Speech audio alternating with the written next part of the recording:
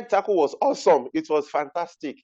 That was the opening ceremony of the 34th edition of the Africa Cup of Nations in Cote d'Ivoire. Of course, the waiting ended yesterday, and Cote d'Ivoire got us underway with a 2-0 victory over Guinea-Bissau. We told you during our preview that the Jutors were not going to have a chance against the hosts because in that game, they showed that they were really rampaging. 2-0 it ended, and Seko Fofana picked up the first man of the match at the competition. On that, I welcome you to yesterday at the AFCON, and of course, our preview of the 3 wonderful games on the card today. Is the D-Day for Nigeria, for Ghana, and the Pharaohs of Egypt. But before then, yesterday, the FECAFO released a statement regarding Vincent Abubakar, and it's good news for Cameroonian fans. They said he suffered a magnetic, had a magnetic resonance imaging conducted at the St. Joseph Moscati Catholic Hospital in Yamoussoukro, where the Indomitable Lions are camped, and revealed a slight grade 1 muscular appendeurotic detachment, which is a minor injury, not affecting the players' participation at the competition. So I just quoted part of the statement. So it's a good news for the FECAF. And they even indicated in the statement that he is a leader and, of course, the most experienced player in the team. So it means a lot to them. So, of course, we'll see Vincent Abubakar at the AFCON. He wouldn't join the list of players who have pulled out. Kyle Ogundare and James Agberebi, they are here. My name is Ashalulu Afemi. We make the 3 Musketeers. So I've been taking you through the journey on this AFCON. Guys, welcome to the show. Thank you very much, Femi. Finally, after months and months of preparation and the countdown that we did, 30 days, we are now down to the game itself. The competition proper kicked off yesterday. And hopefully from what we saw in the first game, we should be in for a very, very wonderful tournament.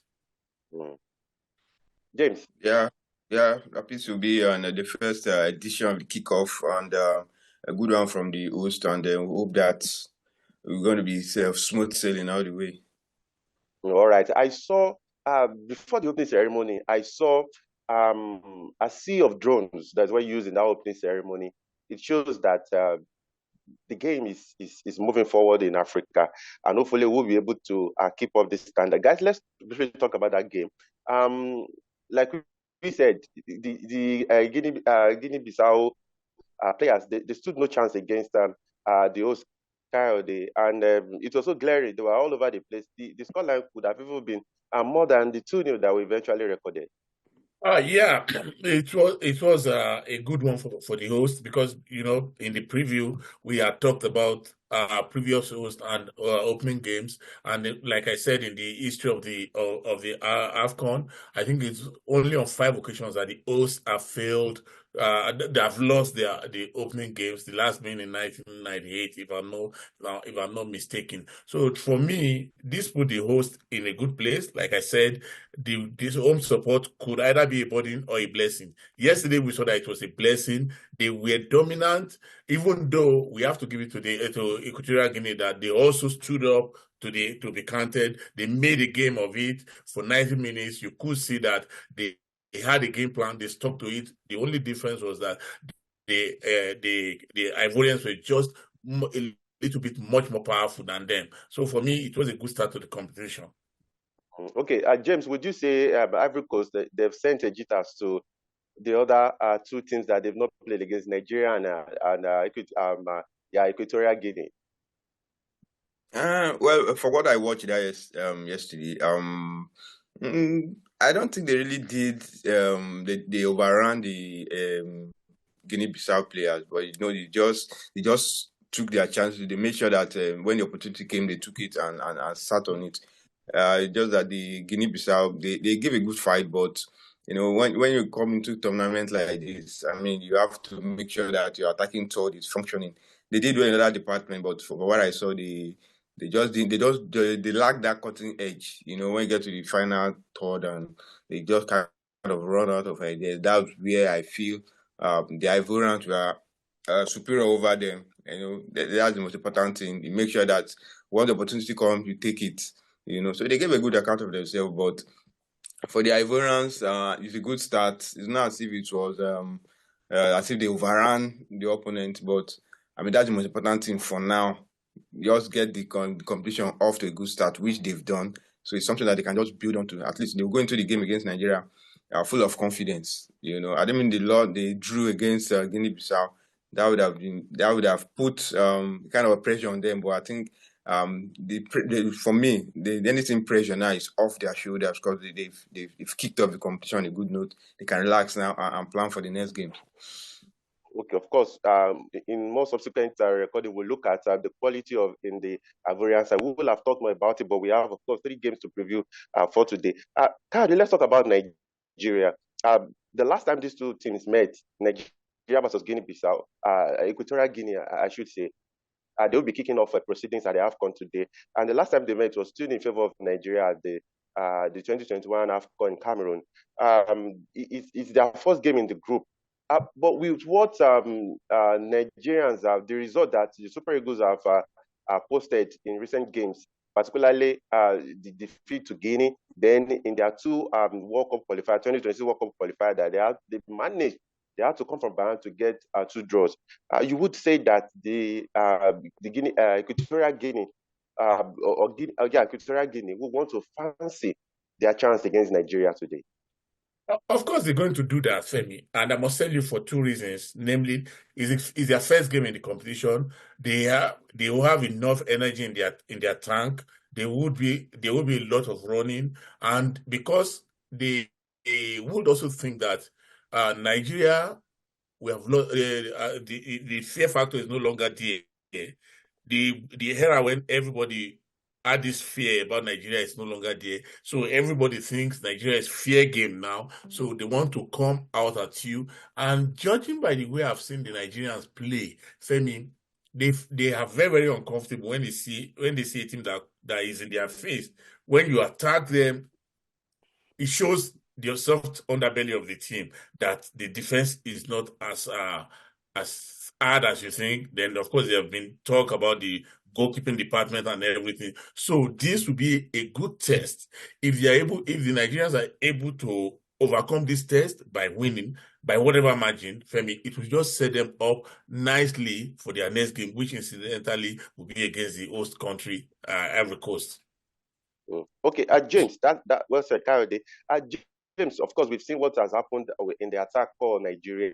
They've lost their 2 key players now, Victor Boniface and Umar Sadiq. Would you still expect, like we suggested during a countdown, that Osi Peseiro will want to set up his attack in a slight different way in terms of using maybe Ademola Lookman as maybe a second striker behind Victor Osimhen? Because yesterday we heard an update from a Nigerian journalist in Cote d'Ivoire that Paul Onuachu and Kelechi Iheanacho have arrived at the camp. But of course, since they've not trained with the team, they wouldn't have that reading yet. Would you say that Peseiro might fancy maybe using Ademola Lookman as his second striker? Well, with the way things have panned out, I expect him to tweak his formation because everybody knows that Osimhen, he might want to use Osimhen as the point man, but I think he should come up with something different, at least put the opponent off guard, because if you come up with the same formation, you know that they will be preparing strictly on how to contain Osimhen. Once you contain Osimhen, I've shown that if he's not firing, the other players, like they find it difficult to move. He's like the one that charges them, the ones that pull them towards goal. He can get involved in anything. That's why sometimes he gets injured because he's always fighting. But I don't see that fight in other players. So I expect the coach to tweak his formation. If it means putting somebody as the arrowhead and maybe withdraw Osimhen, to play kind of a withdrawn role, or he can even operate from the wings, just to put the opponents off guard. Because I'm telling you, if they should contain Osimhen, I think that will be the end of this team, because everything is built around. Because we know that the goalkeeping aspect is suspect, the defense is suspect, the midfield is not firing. The only functioning department is the attack, and a lot of players have dropped out. So people have been talking about the attack, and I'm telling you, they are listening. So and again, the other thing about this Nigerian Equatorial Guinea game is this team is very dangerous one. the Super Eagles must be wary about them. This team have not lost in 10 straight games. Throughout 2023, they won. They didn't lose any game in 2023. And they're very solid side in terms of defense. I've checked their last 5 games. They only conceded 2 goals. And Femi, they've beaten top teams at the AFCON. They defeated Tunisia. They defeated Mali. They defeated Senegal. They defeated Algeria. So it goes to show that the Super Eagles must be very wary about this team. Okay, well said, James. Kyle, like 15 years ago, you will have literally written the scoreline of this game. But with the standard of Nigeria, we must admit, has fallen. Would you say that this game is going to give the Super Eagles a huge test, even though when we consider the huge gash in the FIFA ranking, you would say that Nigeria will be favored. But how much do you think this game will test the Super Eagles for the 2023 AFCON? Yeah, like you said, and I agree with you 100%. 15 years ago, you could have written this result even before the game is played and maybe decided, okay, by how many goals they're going to win. But things are no longer the same. So you could not say for a fact, 1. Then 2, traditionally, the Super Eagles of Nigeria have this chance of starting slowly. They don't get into a competition with all action, long busting, energy. No, they grow into the competition, and all they do is they wait until there's a spark, a game that will just spark their bounce in the competition. So that will give the Equatorial Guineans a chance, and the chance is going to come from the fact that if by the 15th minute mark or the 30th, let me say the 30th minute mark, if the Nigerians have not really assert their dominance on the game, it will give the Equatorial Guineans the self-belief that, you know what, we could actually do this. We could get back, club our way back into the game. And once they do that, it will be problematic for the Nigerians because, like I said earlier, the Nigerian team, as it is currently set up, does not like you taking the ball to them. So that's where I foresee there's going to be a problem. Because we are not discountenancing the fact that Equatorial Guinea will also need their 3 points going into their game against Guinea-Bissau. James, let's talk about the Black Stars. Of course, like I said, to Brazilian team, you wouldn't even know to mark. They have such a formidable side. They have this indomitable spirit. We saw that during the 2022 World Cup qualifier against Nigeria. I'm sure former Super Eagles could will tell you about that. Now let's look at against this side in the first game, very crucial for Ghana. Yes, just like Super Eagles, a very crucial game for Ghana. We've seen how they struggled against teams like this in the past, and it's going to be a big test for them because just like Nigeria, like I said, the expectation is not that high in Ghana because of the kind of result they've been churning out. Performances have not been top notch, and people have kept. I'm not too sure about the team. The only light in this team is Mohamed Kudus, and we all remember how he used to struggle for fitness of late.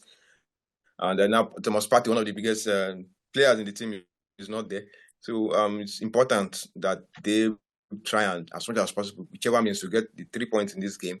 Because if they start off on the wrong footing, Femi, it's going to backfire because you don't want to go into like against Egypt looking for a win.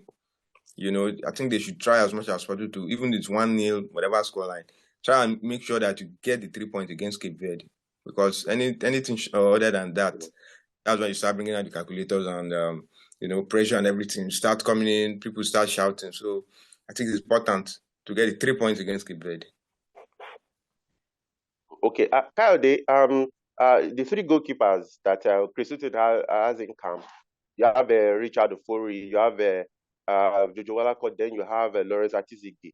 In their last 2 games, the 2026 World Cup qualifier, it's been Richard Ofori, who is, you can say that he has not been in goal post for the Black Stars for some time now. You can say that Lawrence Atisigi has maybe the biggest experience because he was at the 2022 FIFA World Cup in Qatar. How much confidence do you think this can either inspire or even bring down in the Black Stars team? Because if you have someone like Richard Ofori, who many will argue that has not been as tested as Atisigi and of course Jojo Wolacott. Are you reading the minds of Chris Hughton, what he's trying to do here, bringing someone like Richard Ofori, who has really not been in the picture in the national team? Femi, like I always say, when we give a coach a job, we should always allow them to do it. We, all of us, the fans, analysts, pundits, whoever it is we hear, we see from the outside. The coaches are with the team every day, 24/7. They know what we don't know. And I am very sure that in the interest of their own jobs and based on national interest, they will look for who is the best part-time, who is best to be in goal. So if the coach decides today that he's going to put Richard Ofori in goal, so be it. If he says he's going to put, in fact, if he decides that he's going to call the legendary Edward Ansah out of retirement to come and kick, so be it. No, none of us have the what do you call it, the authority to say, why are you putting this person in goal? Because he knows his job is on the line, not mine, not yours. So I don't like it sometimes when we second guess all of these coaches. I believe he's going to fill this best 11 today because, like you said, Cape Verde is going to be very, very tricky customers. If they do not get a result against Cape Verde, then it's problematic. And don't forget what I said during the countdown. I said Cape Verde are one of only two teams that have tipped to be the dark horses in this competition. Gambia being the second one. One of them, I believe, is going to shock a few teams. One of those two. So it could be this Cape Verde, it could be Gambia. I am not able to say at this point. So Ghana Uchi knows what is on the line. His job and his reputation is at stake here. Whoever he puts on in the team, I want the fans to just stay solidly behind them. Okay, all right. As we wrap up now, James, let's look at the 2022 World Cup qualifier. The Black Stars recorded a late win, almost a 90-minute win over Madagascar at home by Inaki Williams, who got his first senior national team goal for the Black Stars. Then a defeat to Comoros. You would say that the fans of the Black Stars and the Super Eagles are in the same camp in terms of confidence in the ability of this team. Would you say that the Black Stars also do not inspire confidence like the Super Eagles? And going into a game against, I can say, relatively unknown opposition, it's very, very dicey with the level of standard in the Black Stars that has also fallen, like that of Nigeria. Yeah, Femi, I think we've said it time and time again that this team doesn't inspire confidence. Just like Nigeria, most Ghanaians, they don't have much confidence in this team. And you won't blame them because of the way the team have been playing. They've been struggling. They hardly score goals. The most they do in games is just maybe 2 goals. Most of the time it's 1-0, 1-1. You check out their qualifiers. It's either 1-0 or 1-1. And remember, they lost to Comoros. Comoros has become a good team for the Black Stars. So I mean, you can't blame fans for always being skeptical when it comes to when this team is about to play. Now they're going to come up against a tricky Cape Verdean side because this team will come all out. This is the first game. I know how first games always span out. It's always difficult, tense, a lot of pressure, anxiety, but you want to get it off your chest. A draw will be a big result for Cape Verde. The Black Stars, that won't go well because you still have Egypt still in the group. So they have to do everything as much as possible to get the 3 points because anything short of all the 3 points, Femi, the pressure, the attack and everything will come down on this team. And I don't know if they were able to withhold all the criticism because it has not been fun for the players. There has been criticism left, right and center. The coach too is feeling the heat. So the only way that they can help themselves is to try as much as possible to get all the 3 points in their first game. you rightly took that on my mouth, because recruiting is going to be a major focus, particularly for the media, and the barrage of criticism that will be coming from Ghana. Kayode, let's look at Egypt, Mozambique. The gash in FIFA ranking almost says it all about these two teams. But would you say it's going to be an all-show for the Egyptians today? While, like I said, I'm always careful about analyzing first games of competitions like this, I still believe that the Egyptians have mastered the art and science of playing African opposition much more than many other teams. They know when to play attractive football. They know when not to. Again, and like we always say that they also go to competitions, but I'm not sure this Mozambican team will have enough to upset them. No, I'm not sure. So I will give this game to Egypt, all things being equal. James, Salah has he's had almost a free scoring season in the Premier League. Scoring and assisting for Liverpool. He's their top scorer, their all top scorer in the Premier League, even in the Champions League. He has it in his legs. Would you expect him to run the shows today for Egypt? Yeah. I expect him to come out smoking. He has played in 2 AFCON finals, and he has not managed to get his hands on the trophy. And this is another journey again for him. For some of his stature, we expect him to at least add the AFCON to his collections. And what better way to now kick off that journey by helping his side to get all 3 points against their opponents.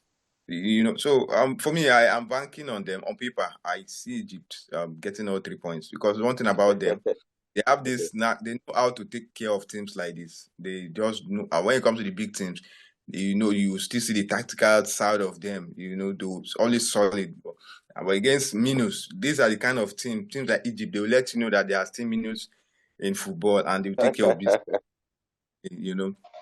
So, and they have solid players who have been on the continent playing year in, year out. They've been to the FIFA Club World Cup, so they are very exposed. Experience is there. You now sprinkle it with some foreign-based players like Salah and the rest. So I'm banking on them to get all 3 points. Just like what I said between Cote d'Ivoire and Guinea-Bissau, that Cote d'Ivoire will win by 2-0. I'm tipping Egypt to. I'm seeing a kind of 2-0 scoreline too for the Egyptians.